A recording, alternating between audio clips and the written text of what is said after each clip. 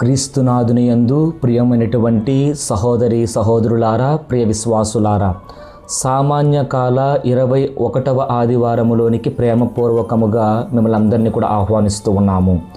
ఈరోజు 3 గ్రంథ పఠనాలు కూడా దేవుడు ఇచ్చేటటువంటి అంశం ఏమిటంటే, దేవుడు ఇచ్చినటువంటి బాధ్యతను సక్రమంగా చేయటం.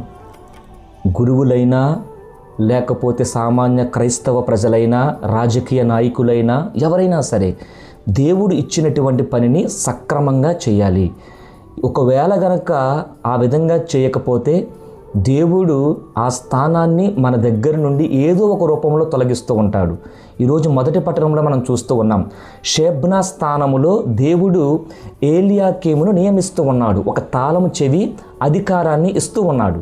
దీని అర్థం ఏంటంటే, దేవుడు ఇచ్చేటటువంటి పదవి మన గొప్పతనం కోసం కాదు, కానీ మెయిన్ ఉద్దేశం ఏంటంటే ప్రజలకు సేవ చేయడానికి.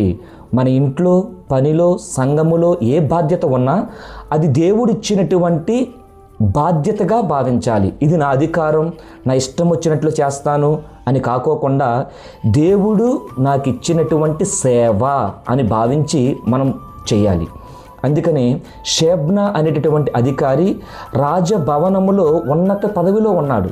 కానీ దేవుడు ఆ పదవిని ఎందుకు ఇచ్చాడు అంటే తన స్వార్థం కోసం కాదు, తన కోసం కాదు, ప్రజలకు సేవ చేయడానికి. కానీ ఆయన ఏమనుకున్నాడు?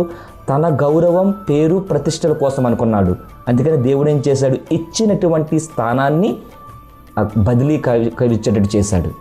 కాబట్టి ప్రేమైనటువంటి సహోదరి సహోదరులారా, ఒక్కొక్కసారి ఆ బాధ్యతలు మనకి ఇచ్చినప్పుడు సక్రమంగా కూడా నెరవేర్చకపోతే, ఇదిగో షెబ్నాని తీసివేసినట్లు ఏలియాకీమును పెట్టినట్టు మరొకరిని కూడా అక్కడ దేవుడు పెడుతూ ఉంటాడు.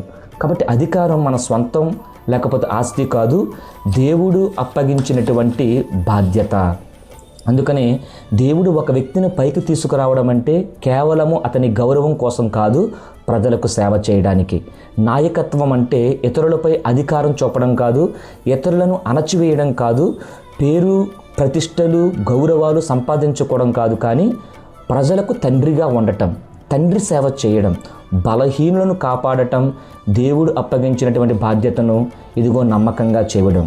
ఈరోజు 2వ పట్టణంలో కూడా మనం అందరం కూడా చూస్తూ ఉన్నాం. పౌలు గారు అంటూ ఉన్నారు, దేవుని జ్ఞానం ఎంత గొప్పది, ఆయన మార్గాలు మనకు పూర్తిగా అర్థం కావు.